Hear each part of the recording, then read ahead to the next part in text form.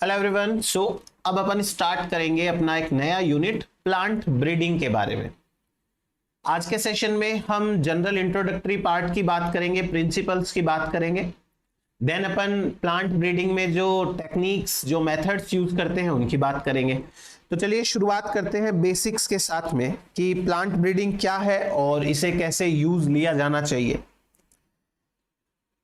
देखो, ब्रीडिंग का मतलब क्या है? अब वैसे तो ब्रीडिंग का मतलब रिप्रोडक्शन है, जो चाहे नेचर में अपने आप हो या ह्यूमन बीइंग कराए अपनी मर्जी से। लेकिन हम जो टॉपिक पढ़ रहे हैं, जाहिर सी बात है कि एक सेल्फ अंडरस्टूड चीज है कि हम बात कर रहे हैं उस मेथड की जिसमें एक इंसान अपने फायदे के लिए अपने अनुसार प्लांट्स को क्रॉस कराता है।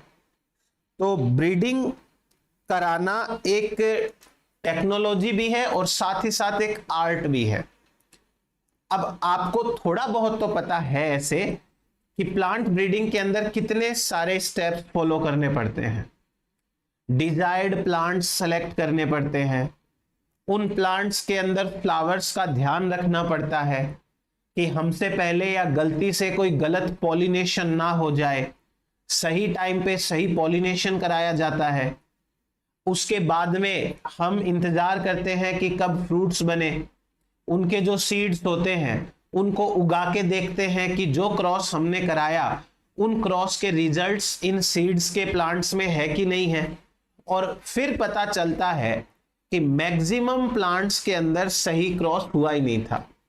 मैक्सिमम प्लांट्स के अंदर डिजायर्ड जो क्रॉस था और डिजायर्ड कैरेक्टर्स है वो आए ही नहीं है। इसलिए प्लांट ब्रीडिंग कराना एक बहुत मुश्किल टास्क है, बहुत टाइम टेकिंग टास्क है, ऐसे ही नहीं हो जाता है। खैर, अब इस प्लांट ब्रीडिंग के बारे में सिंपल चीज समझते हैं। अगर मैं डेफिनेशन वाइज बात करूं प्लांट ब्रीडिंग की, तो प्लांट ब्रीडिंग क्या है? प्लांट ब्रीडिंग एक आर्ट भी है, एक साइंस भी है, जिसमें अल्टीमेट मकसद होता है कि हम प्लांट्स की क्वालिटी इंप्रूव करें, हम प्लांट्स में प्रोडक्शन की क्वांटिटी इंप्रूव करें। अल्टीमेटली हम प्लांट्स का जो जेनेटिक्स है वो जेनेटिक्स इंप्रूव करें। तो उसे हम प्लांट ब्रीडिंग कहते हैं। सो प्लांट ब्रीडिंग क्या है? An art and science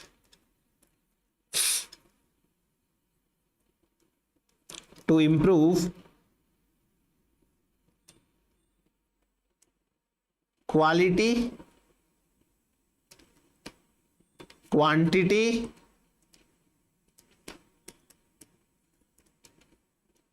and genetics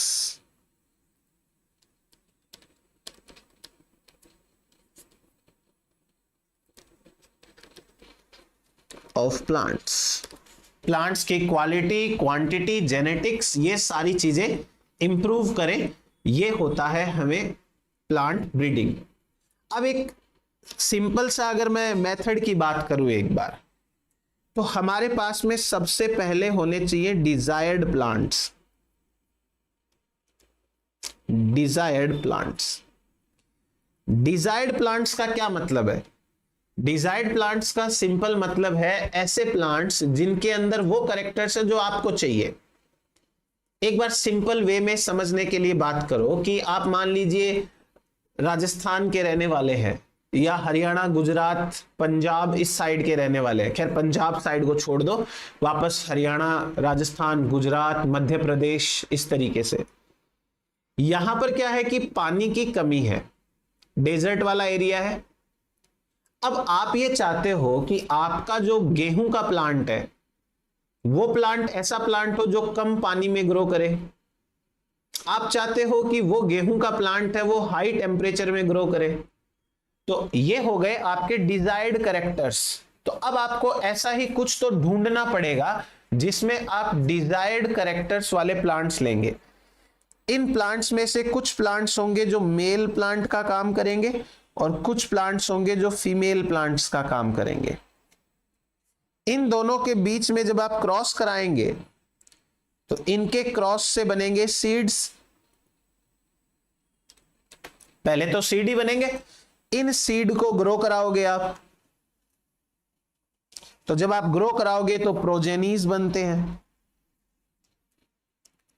अब आपको क्या करना है, इन प्रोजेनीज में से बेटर का सिलेक्शन करना है। Better progenies are selected, better progenies है वो सेलेक्ट कर ली जाती है। तो ये एक जनरल प्रोसीजर मैंने बताया। अब प्लांट ब्रीडिंग के एम्स क्या क्या हैं? एम्स ऑफ प्लांट ब्रीडिंग,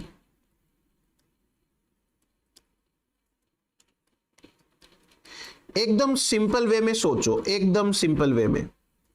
मान लो आप ही हो वो प्लांट ब्रीडर जो ये सारे एक्सपेरिमेंट करा रहा है, तो आप क्या चाहोगे? सिंपल, सबसे पहले आप ये चाहोगे कि जो भी प्लांट है उस प्लांट के अंदर प्रोडक्शन ज्यादा हो। तो पहला एम है इंक्रीज प्रोडक्शन,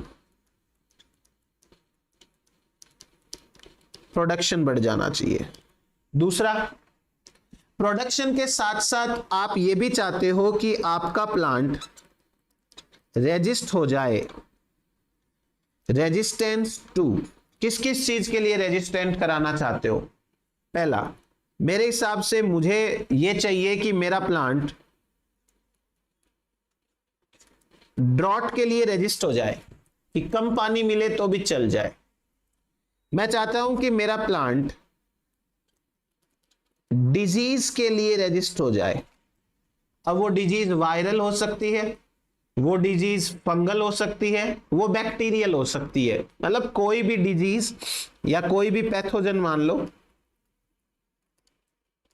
पैथोजन, इसके लिए ये क्या हो जाना चाहिए? रेजिस्ट हो जाना चाहिए।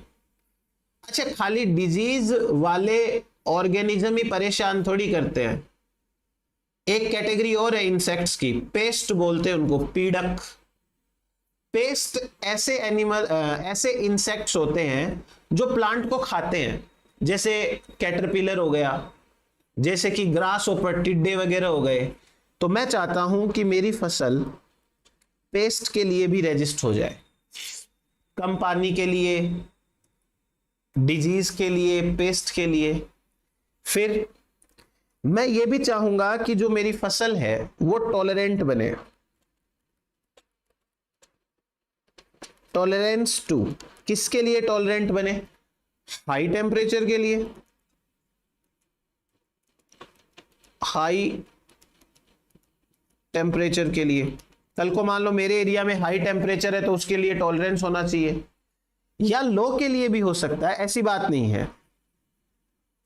अगर आप ठंडे एरिया के अंदर हैं तो जाहिर सी बात है लो टेम्परेचर के लिए भी, हाई और लो टेम्परेचर के लिए। अच्छा, एक और चीज, डिफरेंट डिफरेंट एरिया की सॉइल अलग अलग होती है। अब आप तो चाहते हो कि आपके खेत में मक्का उगे, और आपके खेत की क्वालिटी सॉइल की वैसी मक्का वाली है नहीं, तो आप ये चाहोगे कि आपके प्लांट सॉइल क्वालिटी के लिए भी टॉलरेंट हो, ताकि आप अपना काम आराम से कर सकें। क्लियर हुआ ये चीज? तो प्लांट्स के अंदर प्रोडक्शन बढ़ जाना चाहिए, उनमें रेजिस्टेंस आ जाना चाहिए, उनमें टॉलरेंस आ जाना चाहिए। और मुझे लगता है कि ये जो प्लांट्स हैं कंज्यूमर फ्रेंडली होने चाहिए। कंज्यूमर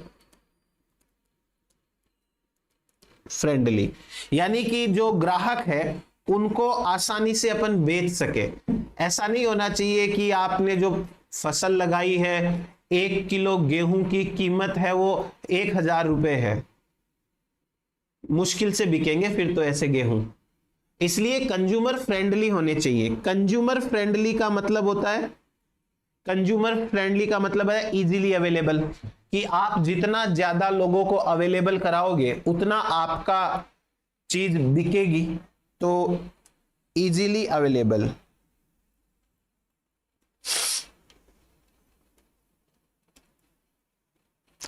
एक चीज। दूसरा, नॉट टू मच कॉस्टली, बहुत ज्यादा महंगे नहीं होने चाहिए, नहीं तो लोग खरीदेंगे नहीं। फिर आपकी चाहे क्वालिटी कैसी भी हो, लोगों को क्वालिटी से मतलब नहीं होता है, लोगों को थोड़ा पैसों से भी मतलब होता है। लोग खराब चीजें खा लेते हैं, पैसे नहीं देते हैं। इंप्रूव क्वालिटी, प्रोडक्शन के साथ साथ क्वालिटी पे भी ध्यान देना है। तो ये कुछ एम्स है प्लांट ब्रीडिंग के जो हमें फॉलो करने होते हैं, जो दिमाग में रहने चाहिए। अब बात करते हैं अपन हिस्ट्री की।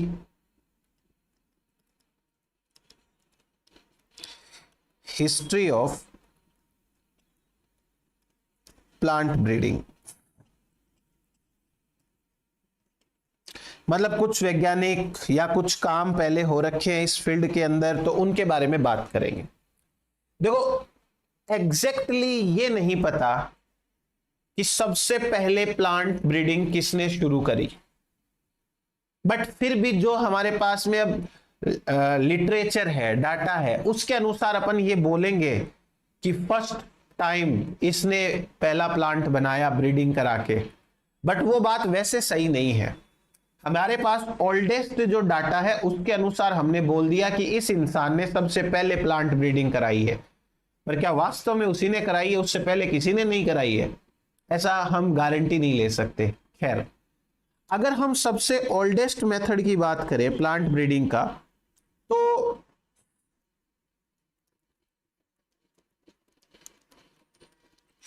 ओल्डेस्ट मेथड क्या था? आप सोचो एक बार कि यदि आज से आप हजारों साल पहले के जमाने में रह रहे हो, तो आप प्लांट ब्रीडिंग कैसे कराओगे? ज्यादा से ज्यादा चलो आपने क्रॉस करा दिया, फिर आगे क्या करोगे? आगे आप सिर्फ और सिर्फ अच्छे प्रोजेनीज का सिलेक्शन करोगे। आपको दिख रहा है कि जो प्रोजेनी हेल्दी है उनको प्रोटेक्ट किया, और आपने दिख रहा है कि कोई प्रोजेनी ऐसे खराब सा है, डिजीज सी लगी हुई है, आप उसको उखाड़ के फेंक दोगे। इसलिए जो ओल्डेस्ट मेथड होता है प्लांट ब्रीडिंग का, वो होता है selection of superior plants. Selection of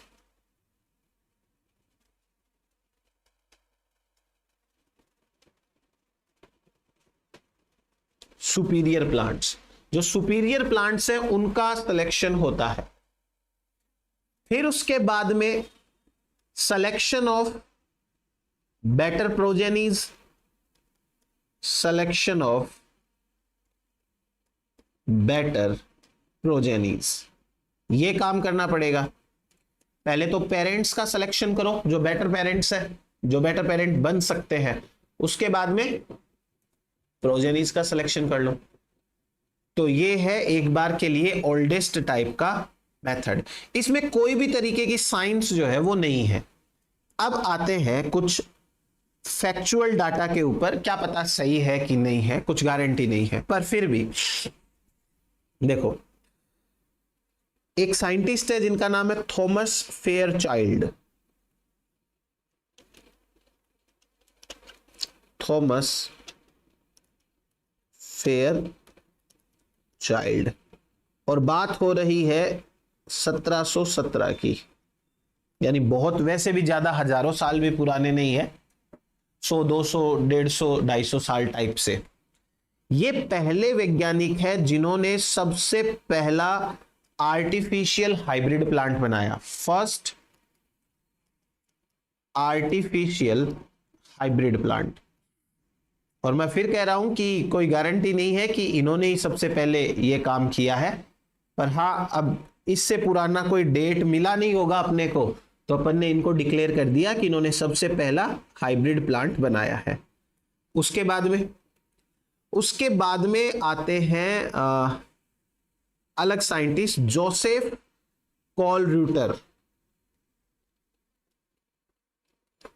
Joseph कॉलरूटर, इन्होंने 1760 से 1776 के आसपास, उसके बीच में फर्स्ट टोबैको का ब्रीडिंग प्लांट बनाया। इन्होंने फर्स्ट क्रॉस इन टोबैको, ये काम किया है जोसेफ कॉलरूटर ने। फिर उसके बाद में नेक्स्ट बात करते हैं, एक वैज्ञानिक है, नाइट नाम है इनका, KNIGST, नाइट। इनका भी कुछ आइडिया फिक्स नहीं है, कॉलरूटर की तरह वही डेट में इनका भी लिखा हुआ है। इन्होंने सबसे पहले फ्रूट प्लांट्स के अंदर ब्रीडिंग कराया, first cross in fruit plants, तो ये एक और हो गया। फिर उनके बाद में एक साइंटिस्ट आते, विल्मोरिन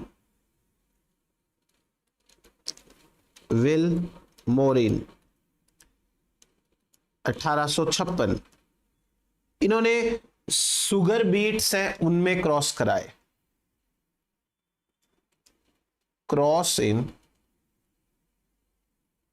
sugar beets, cross in sugar beets. और इनका जो मेथड था वो था प्रोजेनी टेस्टिंग मेथड,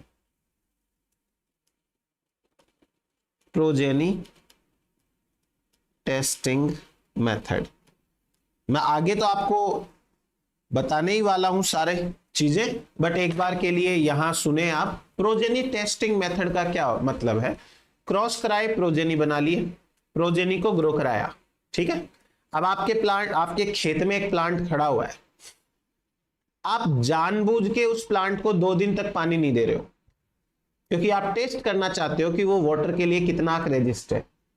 अगर आपको लग रहा है कि 2 दिन पानी नहीं दिया फिर भी उसकी लीफ एकदम मस्त दिख रही है, सही एकदम से, तो इसका मतलब ये तो पानी को टॉलरेंस कर सकता है, ड्रॉट को। प्लांट खड़ा है, उसके लिए हाई टेम्परेचर मेंटेन कर दिया, उसके लिए न्यूट्रिशन की क्वालिटी कम कर दी, तो मतलब आपने जो प्रोजेनीज बनाए हैं उनको डिफरेंट फैक्टर्स के लिए टेस्ट कर रहे हो। अब आप देखो ये कैसे काम कर रहे हैं, तो उसे हम कहते हैं प्रोजेनी टेस्टिंग। उसके बाद में नेक्स्ट जो साइंटिस्ट आते हैं जिन्होंने अच्छा काम किया है वो है जोहानसेन। जोहानसेन ने 1903 के अंदर एक थ्योरी दी थी जिसका नाम है प्योर लाइन थ्योरी।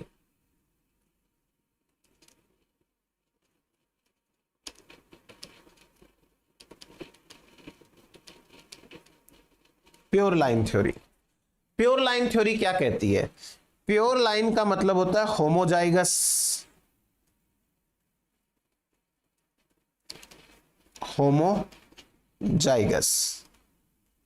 यानी कैपिटल ए या स्मॉल ए।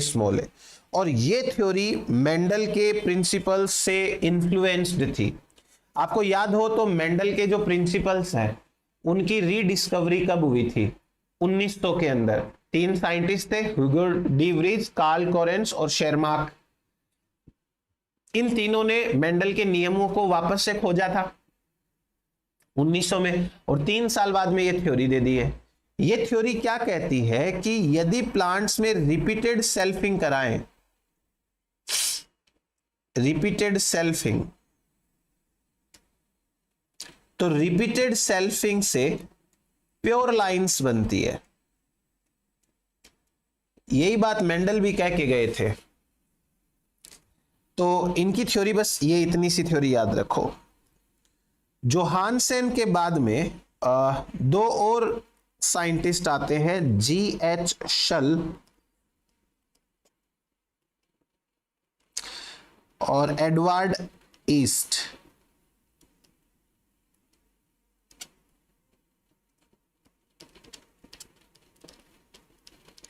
इन्होंने अपने एक्सपेरिमेंट्स मेज प्लांट पर किए और मेज प्लांट पे करके इन्होंने सिंगल क्रॉस हाइब्रिड बनाया। सिंगल क्रॉस हाइब्रिड का मतलब है फर्स्ट हाइब्रिड, यानी दो प्लांट लिए और उनका जो प्रोजेनी है उसे कहते हैं सिंगल क्रॉस हाइब्रिड। देखो अभी बताता हूं इन्होंने क्या किया।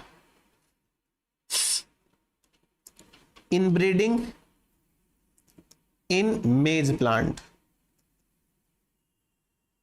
1904 के अंदर। और क्या करते हैं ये देखो, कुछ नहीं है,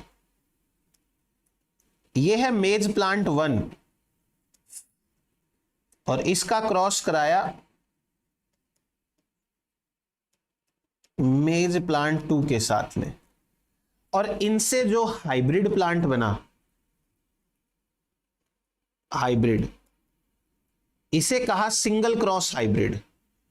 सिंगल क्रॉस हाइब्रिड, क्योंकि आप खुद देख लो कि एक सिंगल क्रॉस से ये हाइब्रिड बन गया, एक ही क्रॉस कराया और ये हाइब्रिड बन गया, इसे कहते हैं सिंगल क्रॉस हाइब्रिड। तो ये GH shall and Edward east का काम है। अब एक दूसरे साइंटिस्ट आते हैं और वो दूसरे साइंटिस्ट अपना दिमाग लगाते हैं। ये हैं doctor DF Jones. Doctor DF Jones, और बात है 1918 की। डॉक्टर डीएफ जोन्स हैं, ये मतलब प्लांट का नाम तो नहीं दे रखा, इन्होंने डबल क्रॉस हाइब्रिड के ऊपर ज्यादा जोर दिया। देखो ये क्या कहते हैं, समझना बात को। ये कहते हैं कि कोई प्लांट है 1, इसका क्रॉस कराएंगे, बनेगा प्लांट 2 के साथ में, तो बनेगा हाइब्रिड। ठीक है, ये हाइब्रिड बन गया। इस हाइब्रिड को कहेंगे सिंगल क्रॉस हाइब्रिड। ये है सिंगल क्रॉस हाइब्रिड, क्योंकि ये एक क्रॉस से बना है। अब इन वैज्ञानिक का मानना है कि यदि हम इसका क्रॉस कराएं किसी प्लांट 3 के साथ में, मतलब कोई भी एक प्लांट के साथ में, तो एक और हाइब्रिड बनता है, एक और हाइब्रिड बनता है। इस हाइब्रिड को कहेंगे डबल क्रॉस हाइब्रिड, क्योंकि ये 2 क्रॉस से बना है। डबल क्रॉस हाइब्रिड, 2 क्रॉस से बना ना, पहला क्रॉस, ये क्रॉस 1 है और ये क्रॉस 2 है, डबल क्रॉस हाइब्रिड बना है। अब जोन्स क्या कहते हैं? जोन्स कहते हैं कि ये जो हाइब्रिड प्लांट है, इस हाइब्रिड प्लांट में अपने भी पेरेंट्स जितने भी हैं, उन सारे पेरेंट्स से ज्यादा ताकत है। ब्रीडिंग की लैंग्वेज में ताकत को बोलते हैं विगर, पावर, अच्छी क्वालिटी, स्ट्रेंथ। तो जोन्स ने क्या बोला, ही सेड कि double cross hybrid have more hybrid vigour, more hybrid vigour, कि इनके पास में ज्यादा हाइब्रिड विगर होती है।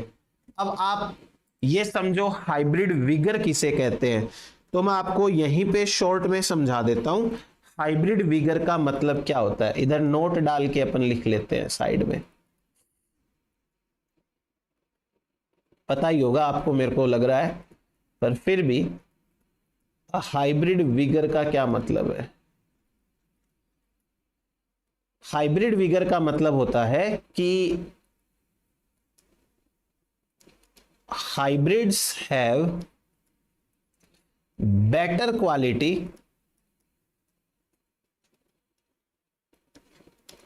better qualities than parents। इतना सा समझो आप। तो कि हाइब्रिड्स के अंदर पेरेंट्स की तुलना में बेटर क्वालिटी होती है, इसलिए ये ज्यादा अच्छे हैं। तो ये है हमारे पास में हाइब्रिड विगर के बारे में छोटी सी बात। अब अपन आते हैं इंडिया के अंदर। इंडिया में सबसे पहले प्लांट ब्रीडिंग का काम किसने किया? वो है ब्रिटिश के साइंटिस्ट लोग। अपन इंडियंस का नंबर 1920 के बाद में आता है, उससे पहले ब्रिटिश के जो साइंटिस्ट थे वो इंडिया में आकर के इंडिया में काम करके गए, तो क्रेडिट उनको जाता है। देखो,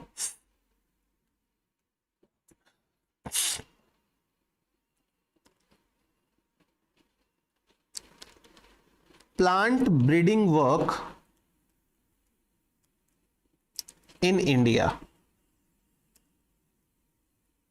इंडिया में किसने सबसे पहले वर्क किया? तो फर्स्ट वर्क है वो ब्रिटिश के साइंटिस्ट है, उन्होंने किया फर्स्ट वर्क। इनका नाम है बार्बर, और इन्हीं के साथ हैं दूसरे वार्ड। बार्बर ने शुगर केन के ऊपर काम किया, और जो होवार्ड है इन्होंने वीट के ऊपर, गेहूं के ऊपर काम किया। ठीक है, एक तो ये इंडियन साइंटिस्ट हैं वो 1920 के बाद में आए।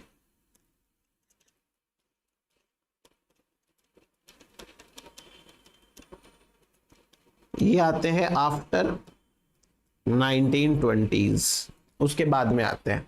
अब जो भी है खैर ठीक है, क्या है कौन कौन है, तो मैं आपको एक लिस्ट सी बना के देता हूं, और आप यकीन मानो आजकल ऐसे सवाल भी आ गए कि कौन से साइंटिस्ट ने कौन से प्लांट पे काम किया है, तो अपने को याद करना पड़ेगा। देखो,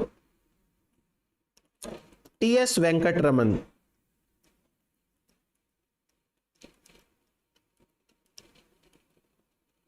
शुगर केन पे काम कर रहे हैं मतलब किया था, अब तो गए ऊपर ये शुगर केन।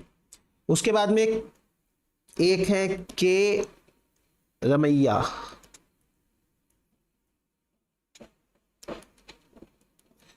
इन्होंने राइस पे काम किया।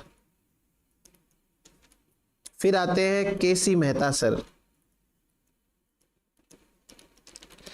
केसी मेहता सर है, रामधन सिंह है,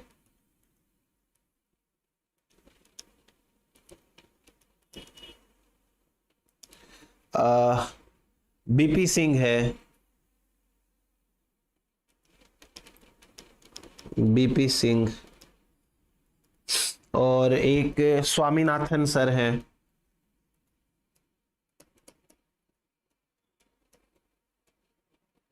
इन सब ने वीट पे काम किया, गेहूं पर। और उसके बाद में पुष्कर नाथ,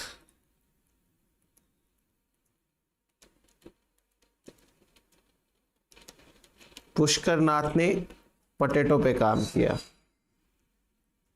फिर आते हैं धर्मपाल सर,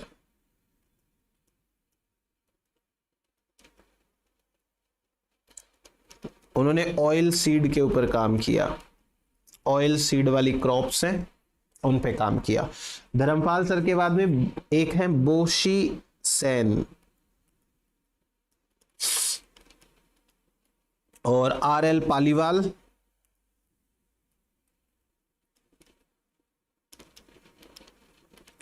और सी.एल. धवन।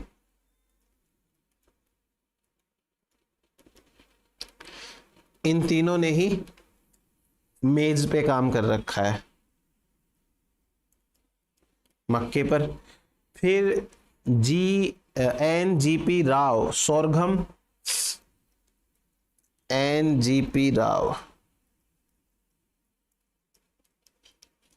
सोरघम, और एक लास्ट है DS अथवाल, इन्होंने बाजरा पे काम किया है। तो ये हुआ अपने पास में रिगार्डिंग दिस वर्क। फिर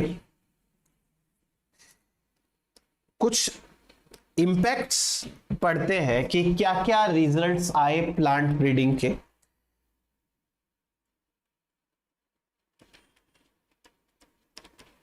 इंपैक्ट्स ऑफ प्लांट ब्रीडिंग। हम बात कर रहे हैं कुछ ऐसे क्रॉप्स की जिनमें अच्छा इंप्रूवमेंट हुआ है, और अच्छा इंप्रूवमेंट कैसे हुआ है वो देख लेते हैं। जैसे यदि मैं वीट की बात करूं, वीट, तो अभी ध्यान से सुनना।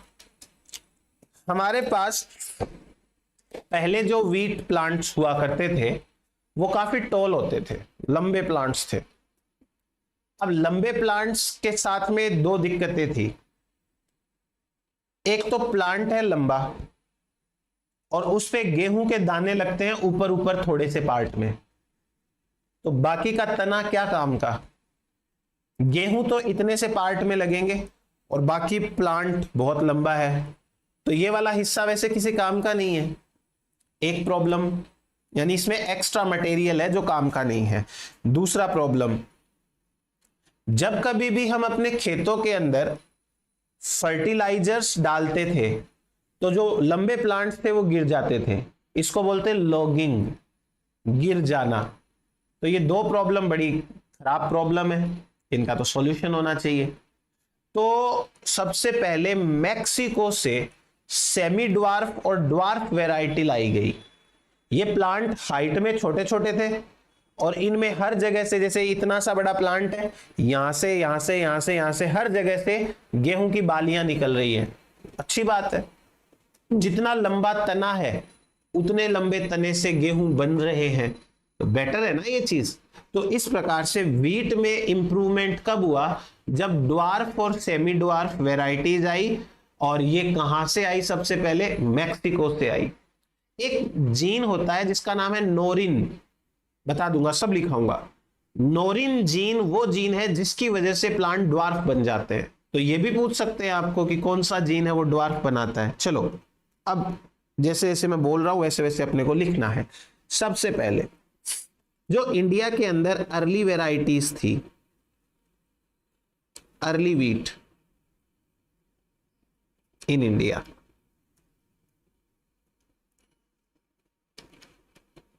तो वो थे toll.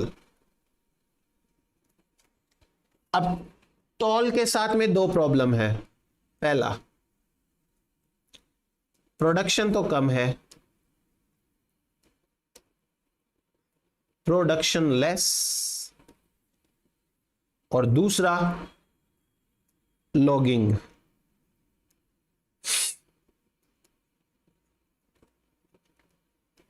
When fertilizers are applied, जब फर्टिलाइजर्स लगाएंगे तो लॉगिंग हो जाएगी। ये समस्या आती है इन प्लांट्स के बाद में। फिर उसके बाद में उसके बाद मैक्सिको से 1963 है, मैक्सिको से इंपोर्ट हुए semi dwarf and dwarf, dwarf and semi dwarf varieties to India. India के अंदर ये आए। अब dwarf and semi dwarf varieties है, इन वेराइटीज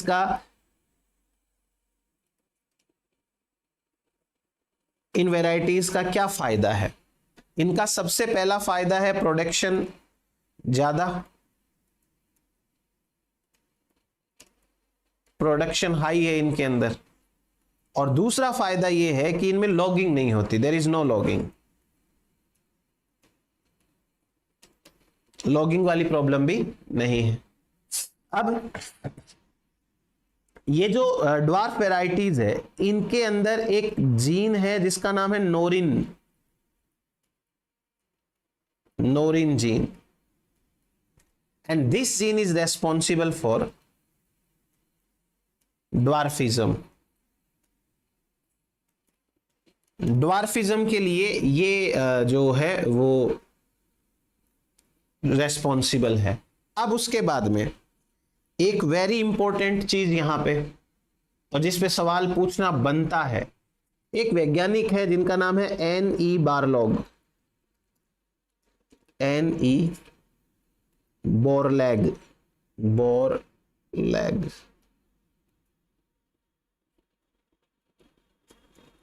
N.E. बोरलैग। जो ये N.E. बोरलैग है, ये N.E. बोरलैग वो वैज्ञानिक है जिन्होंने सबसे पहले ड्वार्फ वेराइटीज बनाई, और इसके लिए उन्हें नोबेल प्राइज मिला। और नोबेल प्राइज भी साइंस की फील्ड में नहीं, पीस की फील्ड में, शांति का नोबेल प्राइज मिला। तो अपन लिख लेंगे फटाफट से, produced dwarf varieties, semi dwarf varieties, produced semi dwarf wheat. दूसरा, इनको नोबेल मिला है, नोबेल फॉर पीस। तो शांति समझौता, मतलब शांति के लिए इनको नोबेल मिल गया। तो ये हुआ अपने पास में, इनके पास में ये व्हीट के बारे में थोड़ा सा। अब राइस की बात करते हैं अपन। जिस प्रकार से व्हीट की वैरायटीज थी, वैसे ही राइस की वैरायटीज है, उनमें भी कुछ दिक्कतें हैं। तो यहां पर भी ना ड्वार्फ वैरायटीज है वो बनाई गई। एक प्लांट है जिसका नाम है जैपोनिका राइस, जैपोनिका राइस। ये राइस ऑलरेडी ड्वार्फ है, ड्वार्फ वैरायटी, ठीक है, ऑलरेडी ये ड्वार्फ प्लांट है। इस प्लांट से एक जीन लिया गया जिसका नाम है डीजियोवुजेन, डीजियोवुजेन, ये जीन का नाम है एक। और इस जीन की मदद से किया गया प्रोडक्शन ऑफ ड्वार्फ राइस। ये ड्वार्फ राइस है, उसका प्रोडक्शन किया गया। तो ये तो हो गई अपने पास में राइस के बारे में। अब उसके बाद में मैं शुगर केन के बारे में एक चीज बताता हूं। देखो,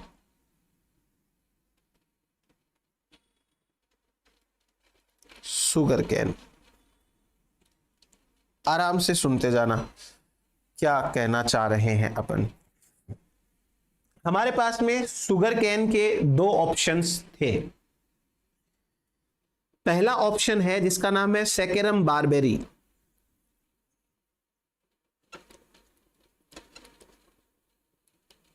सेकेरम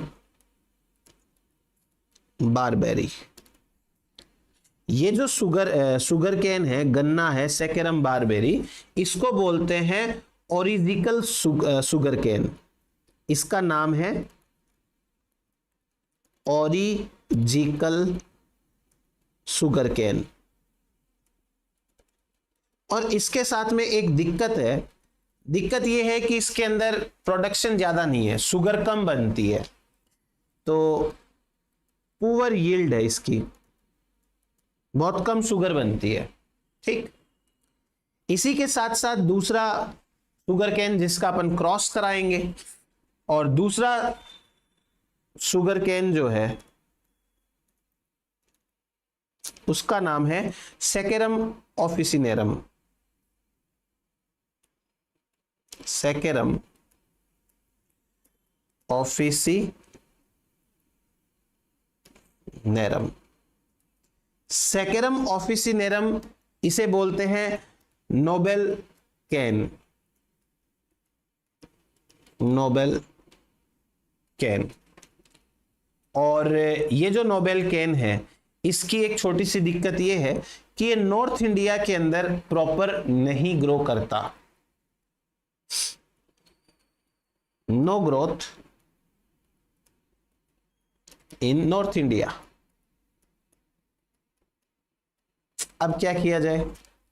अब इनके बीच में क्रॉस कराया, और क्रॉस भी बहुत सारे क्रॉस कराए, रिपीटेड क्रॉस।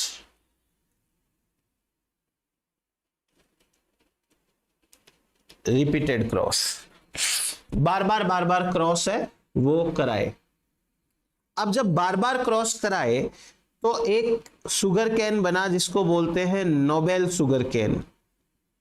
और वैसे देखा जाए तो ये कोई शुगर कैन अलग से नहीं है, ये सेकेरम ऑफिसिनेरम ही है।